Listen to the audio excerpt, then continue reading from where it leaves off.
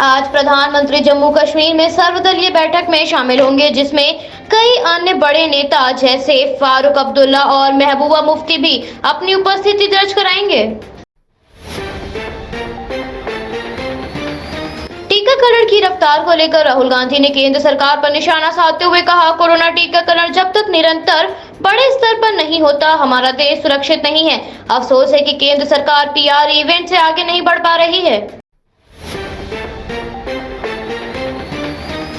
Corona काल को देखते हुए प्रधानमंत्री गरीब कल्याण योजना के तहत 80 करोड़ गरीबों को नवंबर के अंत तक मुफ्त राशन प्रदान किया जाएगा।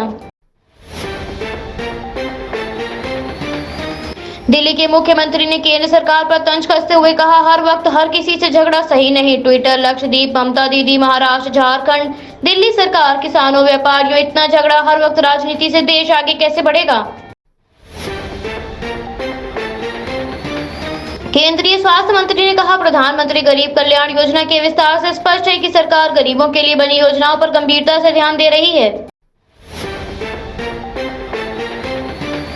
केंद्र सरकार द्वारा घर घर राशन पहुंचाने की योजना को केंद्र सरकार द्वारा मंजूरी न दिए जाने पर दिल्ली के उप मुख्यमंत्री ने केंद्र पर निशाना साधते हुए कहा, योजना को रोकने के लिए केंद्र सरकार के दिलचस्प बहाने। लोग पतली गलियों में रहते हैं, बहुमंजिला घरों में राशन कैसे पहुंचेगा। राशन गाड़ी खराब हो सकती है, ट्रैफिक में फंस सकती है।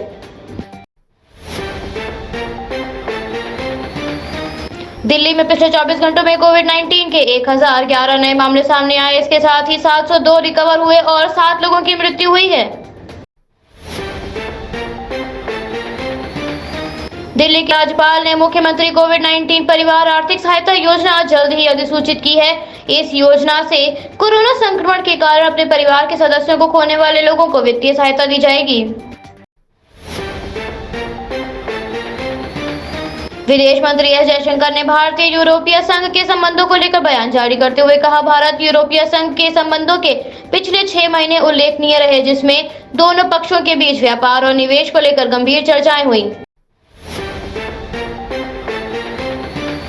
बीजेपी नेता मीनाक्षी लेखी ने कहा, दिल्ली के मुख्यमंत्री दिल्ली के समतल धरती पर एक स्कूल के वैक्सीनेशन सेंटर पर वैक्सीन नहीं पहुंचा पा रहे हैं। जो वैक्सीन नहीं पहुंचा पा रहे हैं वो राशन कैसे पहुंचाएंगे।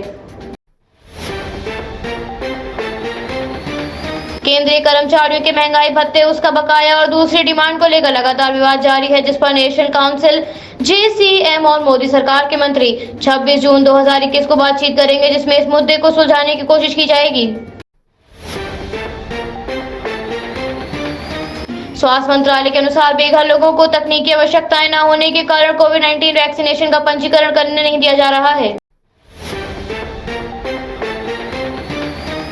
योगी सरकार माफियाओं के खिलाफ लगातार कड़ा एक्शन लेती हुई नजर आ रही है। जिस बीच भूमाफिया और गैंगस्टर विनोद शर्मा और उनके भाई की करोड़ों की संपत्ति को कुर्क कर लिया गया, जिसमें सहारनपुर के पॉश कॉलोनी, बसंत विहार मकान सहित अन्य प्रॉपर्टी और बीएमडब्ल्यू कार भी शामिल है।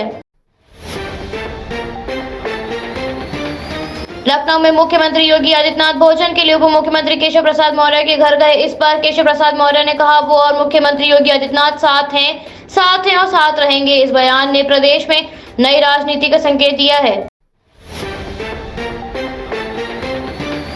उत्तर प्रदेश के चंदौली में भारी बारिश के चलते बिजली गिरने से 2 बालिकाओं की मौके पर ही मौत हो गई, वहीं 2 किशोरियों की बुरी तरह से झुलस गई हैं। इस घटना से गांव में हड़कंप मच गया है। सूचना मिलने पर मौके पर पहुंची पुलिस ने शव को कब्जे में लेकर पोस्टमार्टम के लिए भिजवाया है। सपा नेता रामगोपाल यादव ने राम मंदिर जमीन विवाद पर निशाना साधते हुए कहा, जब राम भक्त ही राम की गुल्लक चुरा लें तो क्या किया जा सकता है। साथ ही उन्होंने आरोप लगाया, वो पत्रकारों और उन लोगों पर भी अत्याचार कर रहे हैं जो इस सच को सामने लाना चाहते हैं। उत्तर प्रदेश के अपर मुख्य सचिव सूचना नवनीत सहगल ने बताया, राज्य में कोरोना संक्रमण के मामले 208 आए हैं। इस समय सक्रिय मामलों की संख्या 3666 रह गई है। यूपी के एटा जिला प्रशासन और पुलिस ने समाजवादी के पूर्व विधायक रामेश्वर सिंह यादव और जिला पार्षद के पूर्व अध्यक्ष जोगेंद्र सिंह यादव की संपत्तियों को नष्ट कर दिया है। उत्तर प्रदेश के कानपुर पुलिस ने एक ऐसे गैंग का बंदा फोड़ दिया है जिसमें 8 महिलाएं शामिल हैं और ये ब्रांडेड कपड़े पहनकर भीख मांगने का काम करती हैं। पुलिस के मुताबिक ये महिलाएं गुजरात के अहमदाबाद के रहने वाली हैं, लेकिन इनका गैंग राजस्थान से लेकर कई अन्य प्रदेशों में सक्रिय है, जिसके बाद पुलिस ने इस गैंग के 8 सदस्यों को गिरफ्तार किया है। पूर्व मुख्यमंत्री अखिलेश यादव ने कहा वो अगले साल की शुरुआत में होने वाले विधानसभा चुनाव में अपने दम पर लड़ेंगे। इसके अलावा उन्होंने कहा मायावती और कांग्रेस अच्छे सहयोगी नहीं है। उत्तर प्रदेश अपर मुख्य सचिव सूचना नवनीत सहगल ने बताया, राज्य में अब तक 56.35 लाख मीट्रिक टन गेहूं खरीदा जा चुका है। पिछले वर्ष के मुकाबले लगभग दुगना गेहूं खरीदा गया है। उत्तर प्रदेश सरकार पर निशाना साधते हुए प्रियंका गांधी वाड्रा ने कहा, उत्तर प्रदेश में महिलाओं के साथ ऐसे अपराध हो रहे हैं कि रूह कांप जाए, लेकिन सरकार सो रही है। यूपी के चंदौली में ढाबे पर कुछ युवकों ने जमकर तोड़फोड़ की, जिसके अलावा बदमाशों ने सीसीटीवी को भी तोड़ने का प्रयास किया, लेकिन जिसके बावजूद भी उनकी हरकत सीसीटीवी कैमरे में कैद हो गई। इस मामले में एक आरोपी की पहचान चंदौली बीजेपी जिला उपाध्यक्ष के बेटे के रूप में हुई है। फिलहाल पुलिस ने केस दर्ज कर आरोपियों की तलाश शुरू कर दी है। यूपी बोर्ड कक्षा 9 से 12वीं तक के माध्यमिक स्कूलों को खोलने की कवायद शुरू हो गई है, जिसमें बोर्ड के सचिव ने संयुक्त शिक्षा निदेशकों को पत्र जारी कर अभिभावकों से सहमति पत्र लेकर इसे उपलब्ध कराने का निर्देश दिया है, ताकि कोरोना काल में बाधित हुई शैक्षिक गतिविधियों को एक बार फिर से पटरी पर लाया जा सके।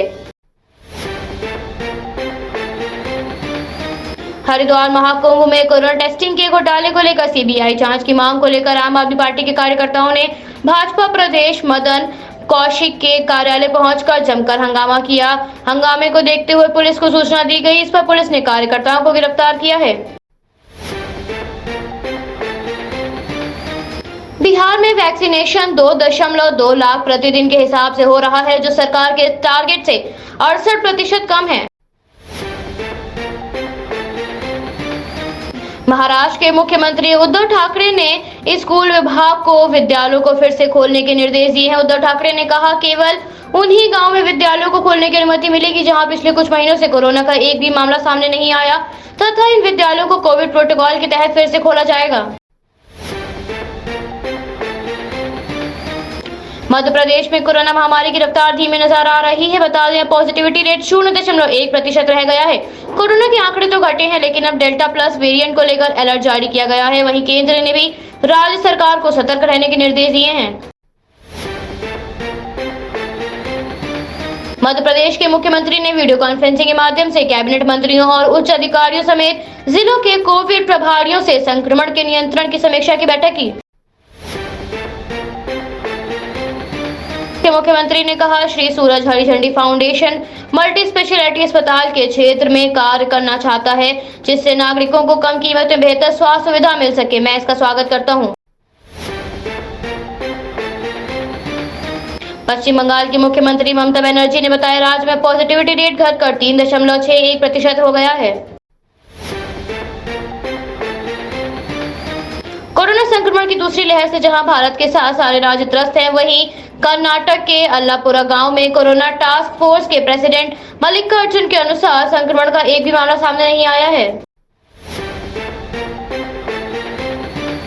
तेलंगाना सरकार ने 1 जुलाई से ऑफलाइन क्लासेस शुरू करने का फैसला लिया है। अंडरवर्ल्ड डॉन दाऊद इब्राहिम के भाई इकबाल कासकर को एनसीबी ने ड्रग सप्लाई मामले में हिरासत में लिया है। कोरोना महामारी के कारण पिछले दिनों स्थगित की गई जेईई की नई तारीख का ऐलान हो गया है। बता दें, ये परीक्षा अब 17 जुलाई को आयोजित की जाएगी। भारत और न्यूजीलैंड के बीच खेले जा रहे वर्ल्ड टेस्ट चैंपियनशिप के मद्देनजर ट्विटर पर #WTC 2021 फाइनल नंबर 1 पर ट्रेंड करता हुआ नजर आया। मौसम विभाग के अनुसार आगामी 7 दिनों तक दिल्ली और राजस्थान, हरियाणा समेत पंजाब के कुछ हिस्सों में मानसून आगे बढ़ने की संभावना नहीं है। साथ ही यूपी, बिहार में भारी बारिश होने की आशंका है।